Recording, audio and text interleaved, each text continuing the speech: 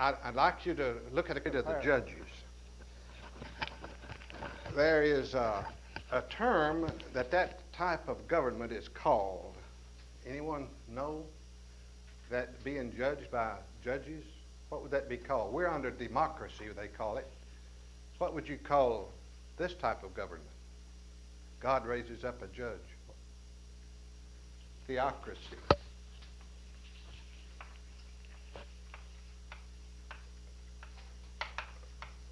That's during the judges. Theocracy. And that lasted 332 years. We're not really a democracy. We are a representative democracy. A democracy is like some of these New England towns that have a democracy in a little town, and everybody in that town comes together, and no law is passed except when it's exposed to 100% of the people. That's truly a democracy. Everybody votes on everything. But we, in the United States, elect a representative, and he becomes our spokesman. All right. So they had that for 332 years, during which there was a circular set of conditions. God up here, and disobedience, and going off after idols, hollering help. God send a judge,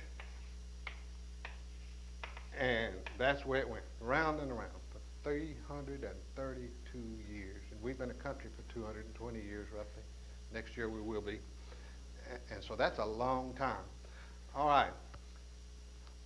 God had told his people, if you do what I tell you to do, I will fulfill all these promises. I'll protect you. I'll make you a great nation. They never, for very long, did that. They were a continual disobedient group of people, continually. They complained, even under the special leadership of God Almighty himself, such as the rebellion of Korah, and such as Moses' brother and sister complaining about Moses' wife. So this continued into these times. Finally, they said, we want a king. We'd like a system of government where we'd have a king like the people round about us. Well, those people round about them shouldn't have even been there. God had told them to destroy them all. But they didn't. They left them, and they left themselves future enemies by doing so. They left groups of them. As is common even nowadays, like over in Bosnia, and was common in wars in the past, oftentimes they killed whoever they wanted to. They kept the women oftentimes, and then at other times they caused them to intermarry. For instance, over in Bosnia and Herzegovina, and places like that over there, you may have heard of this cleansing.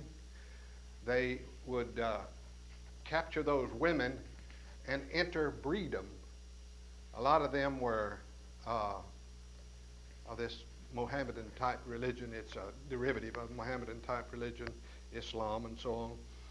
And they are defiled if they intermarry with someone else. So they purposely did that for what they call ethnic cleansing over there. Well, that's been going on back down through the centuries in history. Some of them that killed and some of them that intermarry. In fact, that went on here in the northern kingdom. They went into Assyrian captivity. This is later on. I'm getting ahead of myself. But they destroyed many of the men and kept some of the women and purposely intermarried among them, so that later on the part of the Holy Land when Christ came upon this earth that we call Samaria was a mixture of some of these people that had been polluted. God had told these people to stay separate and to keep the bloodline pure. The bloodline that was coming down to the point where his son was coming upon this earth. You know that when we first started this overview of the Bible, I told you there is a line, if you want to look at it, simplify the entire Bible. And you could draw that line and do it this way. Back over here, someone is coming. Here, he is here. Here, someone was here.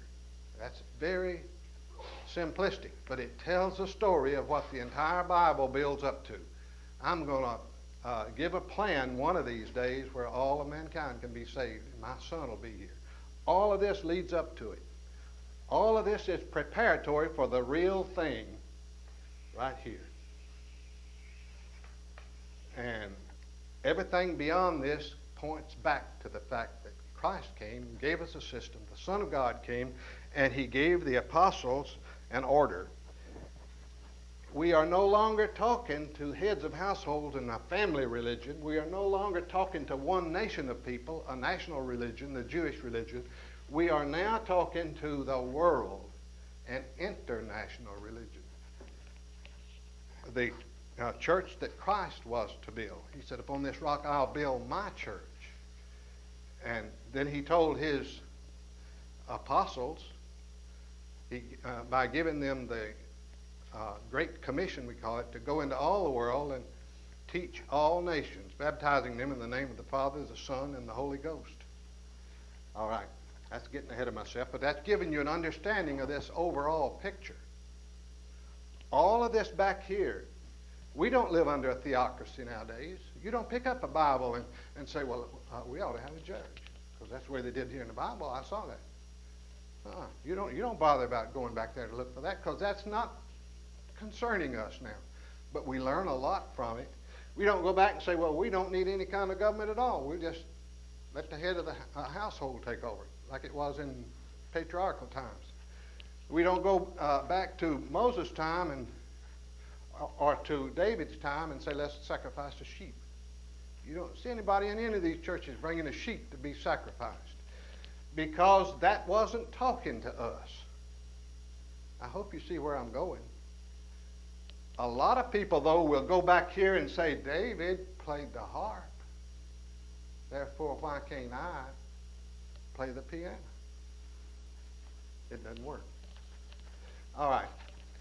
So after this type of government we call a theocracy, that's appointed by God, and it's a religious instruction type of religion, or a type of government, a mixture. You hear often argued that we shouldn't have a church and state mixed religion, that there should be separation. Well, it's a good principle. And our country has done pretty well on that for 220 years in this world where we can't all be a special group of God's people. But he had a special group of people, and you might say this was church and state mixed under Old Testament times. But now, God's people said, we want a king. The people round about us have got kings. We'd like to have one too. God, through his spokesman, said, all right, let them have a king. But he had not, this was not his desire or his instructions, but he's going to let them have what they want. This is what happens nowadays too. Somebody will say, well, I want to do it this way. God will let you do it. God will let you go just as straight to hell as you can shoot yourself. Because he gives us the right to either obey him, to love him, to respect him, or go the way we want to. He gave us a function of mind that lets us make up our own minds. So that's what he did in these days. You can, if you want to, you can have a king. So he had his spokesman, Samuel, wasn't it, to go and anoint a king. He anointed the first king of this, what we call the United Kingdom. First man was Saul, a great big man, and a fine-looking man, evidently, and a brave man. And he was humble to start with. All right, he ruled 40 years. David ruled 40 years. Solomon ruled 40 years. We go crazy in these 40s in the Bible, won't we? But that's the way it was. All right. Back to Saul. God told Saul at one time to go and utterly destroy the enemy, the Amalekites. The Amalekites. And Saul had gotten to the point where he was doing like so many people do nowadays. I know God said do this, but I think it's just as good to do this. That's exactly the same kind of thing we have in religion today. No religion that departs from God can claim to be the religion of the Bible, because the instructions are here in the Bible. So if somebody comes along and says, I know he said do this, but I think it's just as good to do this, you can't be on the right track. That's exactly what Saul did. So let's turn over to Joshua. I believe it's about the 15th chapter. And look up something here.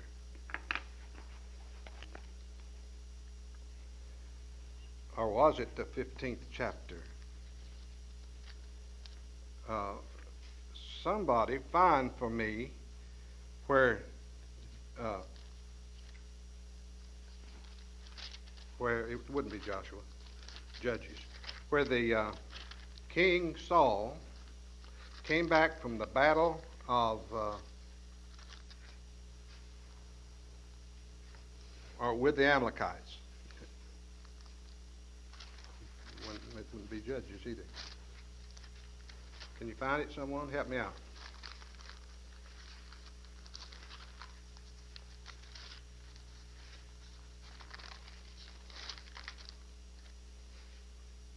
Okay. 1 Samuel 15. Turn over there, 1 Samuel 15. Let's start with the 7th verse of the 15th chapter.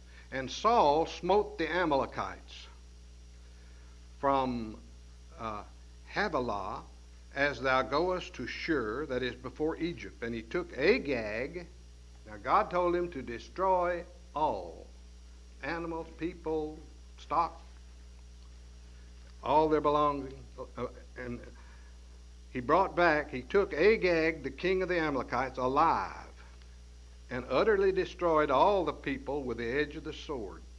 But Saul and the people spared Agag, and the best of the sheep, here he kept something else, the best of the sheep and of the oxen and of the fatlings and the lambs and all that was good, and would not utterly destroy them, but everything that was vile and refuse, that they destroyed utterly. In other words, God, you told me to do this, but look at here, I'm going to keep some of the good stuff over here. And let's see what kind of excuse he's going to give.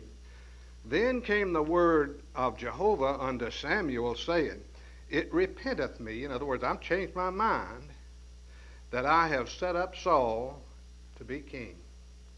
God said, I wish I hadn't done it. For he is turned back from following me, and hath not performed my commandments. And Samuel was wroth, and he cried unto Jehovah all night. And Samuel rose early to meet Saul in the morning, and it was told Samuel, saying, Saul came to Carmel, and behold, he set him up a monument, and turned and passed on, and went down to Gilgal. And Samuel came to Saul, and Saul said unto him, Blessed be thou of Jehovah. I have performed the commandment of Jehovah. He lied. That I have performed the commandment of Jehovah. And Samuel said, What meaneth then this bleating of the sheep in mine ears? I believe I hear some sheep. And the lowing, I hear some oxen, some cows bellowing. The lowing of the oxen which I hear. And Saul said, They have brought them from the Amalekites, for the people spared the best of the sheep and of the oxen to sacrifice unto Jehovah. Look here. Now this makes it right, because we're going to sacrifice it to God. God didn't tell me to do it, but I can help God out. And I'm going to use it to sacrifice to him. Therefore, he ought to accept what I want to do. I'm going to use it to sacrifice unto Jehovah thy God. And the rest we have utterly destroyed. And Samuel said unto Saul, Stay, and I will tell thee what Jehovah hath said to me this night. And he said unto him, Say on. And Samuel said, Though thou wast little in thine own sight, wast thou not made the head of the tribes of Israel? You were an humble man, and now you've been made the head of all these people. And Jehovah anointed thee king over Israel. And Jehovah sent thee on a journey, and said, Go and utterly destroy the sinners and Amalekites, and fight against them until they be consumed. Wherefore then didst thou not obey the voice of Jehovah, but didst fly upon the spoil, and didst that which was evil in the sight of Jehovah? And Saul said unto Samuel, Yea, I have obeyed the voice of Jehovah, and have gone the way which Jehovah sent me, and have brought Agag the king of the Amalekites, and so on. But the people took the spoil, and he goes ahead explaining it over and over. I'm down here, 22nd verse. And Samuel said, Hath Jehovah as great delight in burnt offerings and sacrifices as in obeying the voice of Jehovah? In other words, disobedience. Another case of disobedience. Behold, to obey is better than sacrifice, and to hearken than the fat of rams. It's better to do what God says than to bring these animals back and try to cover it up by sacrificing to God. For rebellion is as the sin of witchcraft, and stubbornness is as idolatry and teraphim. Because thou hast rejected the word of Jehovah, he hath also rejected thee from being king. Buddy, you are out. We might say it today. He didn't die right then. But kingdoms go to the oldest son. Isn't that right? It's always been that way. Kingdoms go to the oldest son. This man's kingdom did not go to his oldest son. His kingship was cut off right there. Saul was not succeeded. Queen Elizabeth over in England succeeded her daddy because she didn't have a brother. So they have a queen over there. Now her oldest son is king if he wants it. And if he's got an heir and he don't want it, his oldest son gets it. That's the way kingships go. And when you run completely out of men, you got a woman, a queen. It didn't happen here because he disobeyed God. And there was another occasion or two where he disobeyed God. And he became a villain of sorts in the Old Testament. Along came David, the small of stature shepherd boy, and he found favor in the household of King Saul. He was a close friend of King Saul's son by the name of Jonathan. Jonathan and David were close friends. David played the harp, and he played in the presence of the king. The king liked him and liked his talents. This David had, as a young man, killed a lion protecting the sheep. He had special strength. He had special favor with God. He was the 8th son of Jesse. The 8th, not the oldest. In the Jewish system, the oldest son's always looked on with the most favor. But this man Samuel had anointed this king, and after Saul, it was already known that Saul was not going to stay king. Samuel came and anointed another one. He anointed the 8th son of Jesse.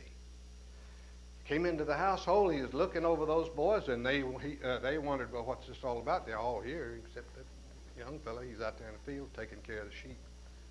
Well, he anointed David. That seemed rather odd, because the 8th, way down the line, not much in stature and so on. But Samuel anointed 2 kings. This is not the son of this man. All right. David, of course, slew the giant. His sons were in the army, let's say, of Saul. And there was this man